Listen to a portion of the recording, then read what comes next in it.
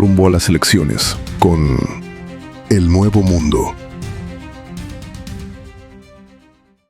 Hello, friends of the newspaper El Nuevo Mundo, which means the New World newspaper in Nevada. Today in our studio, we have the privilege and the honor to have a lady that is going to present something different, something that we don't see that much when the campaigns or elections are coming up. And we would like to let you introduce yourself and let us know who you are and a little bit about yourself. Please tell us. Welcome on our studio. Thank you. I'm happy to be here. Hi, I'm Emily McFarling, and I am running for Family Court Department H in Clark County, and I have the privilege of being the first person to run in the family court for the first time unopposed. Which means I don't have an opponent. That's what we were talking about. It's very unusual. Yes. It's very unusual to do that. And if may I ask, the voters probably will think, why is she unopposed? In other words, there's nobody else running. There may be many reasons. Can you tell us a reason why, do you think? Yeah, I happen to be one of the most, credentialed in family law people that have run for election in the family court. Yes. And so certainly my experience has, gotten me to a place where, people who are deciding where they're going to run, they would like me to be on the bench. They wouldn't necessarily want to be up against me in a race to get on the bench. And so I think that's a big part of it. I'm a family law specialist. I've been vetted through Nevada, through national and international organizations as being someone who is very knowledgeable and experienced in family law. Well, in other words, it will be very few of you in a big, vast area like our Nevada area that we're living to compete with you. Right. That will be a humble way to put it, like nobody has a chance. It's okay to say it. Now, you're running for Clark County District Court Family Division District H. Yes. For our voters, do you mind describing the area of the territory that you're running in so they can see your ads on the street or TV or whatever the case may be, and you go, oh, I can vote for her. I've seen her on TV, but I don't know if I qualify in that territory. For them, would you describe it, please? Yes. So I'm running in Department H in Family Court, which is all of Clark County. So anybody who is registered to vote in Clark County is going to see my name on the ballot in November. And it'll just be my name for Department H. I only need one vote, but I appreciate everyone's vote. That's what we said in the beginning. That's very unusual. So all she needs is one vote. Now, you mentioned that you have over 20 years of experience advocating or interceding or helping families. And how did you start your career in this area? So I moved to Nevada about 24 years ago and got licensed here and opened up a practice.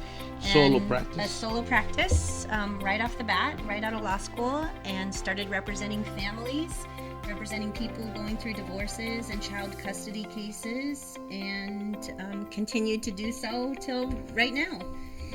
So you accumulated experience, knowledge, and developed your leadership. Now, you were certified as a family law specialist by the State Bar of Nevada. Would you explain us what it is, a certified family law specialist?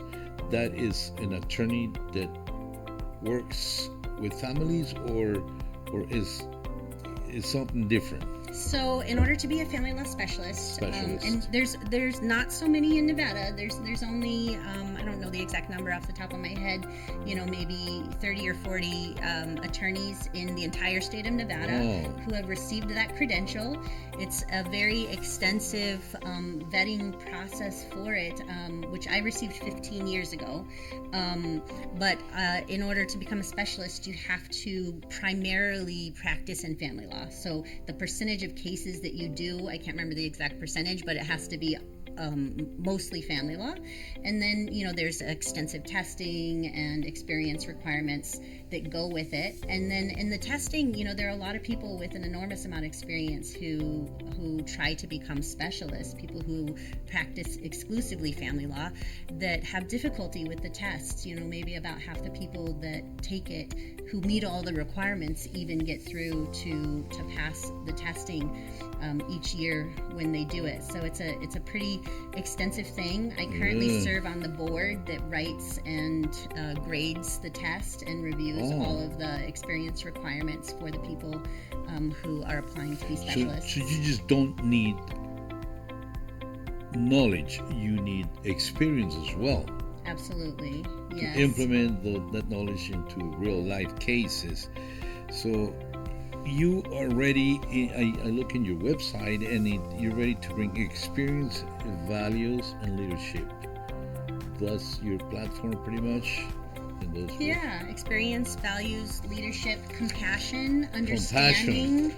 Yeah, really, listening and caring for the people that are appearing in the courtroom, because most litigants in family court don't have attorneys. So our family court judges, they have to really listen to people and be able to understand and have compassion for the real people appearing in the courtroom every day. You mentioned one word, listen. If you're running for a judge, you need to have a special skill to listen, I would say. Yes. Now, there is something called cultural sensitivity. And you as a judge need a big chunk, so to speak, Absolutely. of that, because you need to be culturally sensitive, since this is an area that we have a diversity, Asians, Hispanics, or Russians, all kinds of different people. Can you explain the audience how you develop your practice to a level where you can say with humbleness that you possess cultural sensitivity? How would you describe what that is to our audience? Okay. Well, first off, in my 23 years as a family law attorney, representing people who are either from a different culture or who don't speak English, and most often they're Hispanics. I mean, that's the most common. Okay, yes. But anybody, I have had so many experiences where in the courtroom the judge just doesn't listen. So either the person is testifying or speaking and they have an accent, maybe not even a thick accent, just an accent. Slight accent. Just a slight accent. And you can just tell when people stop listening. It's like they hear the accent and all of a sudden their brain just switches off. And they think they're not going to understand them, and they think off the bat. Yeah, right off the bat. They just think they're saying something that they don't understand, and they just kind of tune out. Over and over and over again. It's a huge problem in our society, but as a judge, it's imperative that you actually hear what the person is saying and understand it. And then even if somebody has an interpreter, it's a slow process having an interpreter. And so, and it just is something that, again, the judge can just kind of tune out a little bit if they're not really invested in making sure that this person who is there in their courtroom asking for help from this judge whose job it is to help them, they need to listen and they need to hear these people and understand what's going on. And so it's something that's very important to me. And I have a lot of experience in dealing with people in foreign countries and who speak foreign languages. I do a lot of business overseas in several countries, but including Mexico. And so often I have meetings for my property interests in Mexico, like So you own real estate in Mexico? Yes. So Interesting. they do homeowners association meetings in Spanish, and it's hard. But Google. I sit there and I listen. I listen in Spanish. I put on my Google Translate so that the words are coming up in writing in English, and I can follow along and make sure that I'm paying attention. And it's something that I've gotten a lot of experience in being able to listen and really, really understand what people are saying and make sure that I'm not missing something. So you have developed a talent or a skill, actually, over the years on your own in a foreign language, in this case Spanish, in Mexico, and you're telling us that there will be similar situation in your court, in the bench. So to use that a big asset to offer to your public? I'm just throwing the ball at you. All you have to do is dunk it. Yes. Right? Yes, absolutely. I mean, I think that the experience that I've had in dealing with different cultures, different languages, different countries, makes it just so much easier that I, when people appear in my courtroom and they're talking, whether it's through an interpreter or they're talking with an accent, or even if they have issues that have some kind of cultural element, because there's things like, different cultures handle property, how they do property, right? My understanding, in a lot of different countries, Hispanic countries, you have people that'll place property in somebody else's name. You might have a married couple and they'll put their property in like one of the brothers, a brother's name or something like that. For whatever reason, but the titling.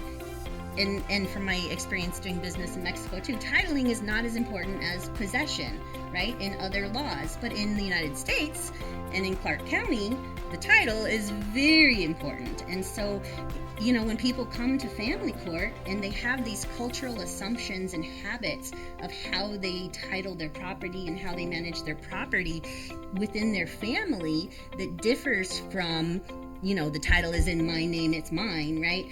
Which is our default here.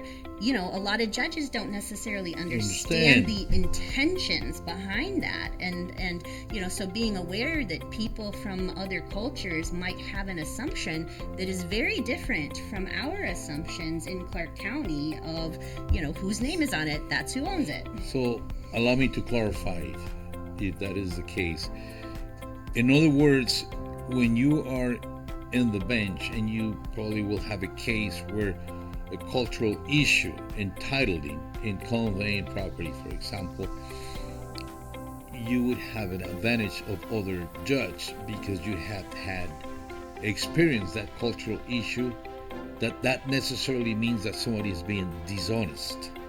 Yes, but exactly. It's cultural. Exactly. Is that what you're saying? Yeah, and not only specific experiences with specific cultures, but also just the understanding that not everyone does things the way I do, right? And so these people appearing in front of me, they might have different assumptions than I do, and maybe I should find out what their assumptions are, because if I put my own assumptions on it, it might be completely wrong. You're not biased towards anybody. It's just that your experience offers the public that advantage for you to have. Now, you mentioned that you are running in Clark County. Give us an idea, in colloquial terms to our audience, what area will they be able to vote for you? Anybody in Clark County. Anyone in Clark County. We got for some people that haven't been here for more than a month, for example. Yeah, what's the area of Clark County? Yeah, I don't know. That's not my area of specialty. No. Okay. In other words, Las Vegas, a huge area. Yes, so, I think Laughlin, you have, some of the smaller towns around. How many votes do you need? How many votes would you need in order to? One. One. Yes. One vote. Now, lastly, can you give us your appeal to the Hispanic community that is watching you? How would you describe it? What would you expect from the Hispanics in this elections for you? Well, I mean, really just I'm someone who has respect for all people and realize that it's not something that necessarily, everyone who walks into a courtroom is going to have that same understanding, but that I support and respect the Hispanic community to the fullest. Absolutely. Yes, well, thank you so much. It's been a pleasure and a privilege to have you in our studio today. And you're more than welcome to come back whenever you need to. I would love to, anytime. Thank you so much, and the best luck with you. Thank you so much. You're very welcome.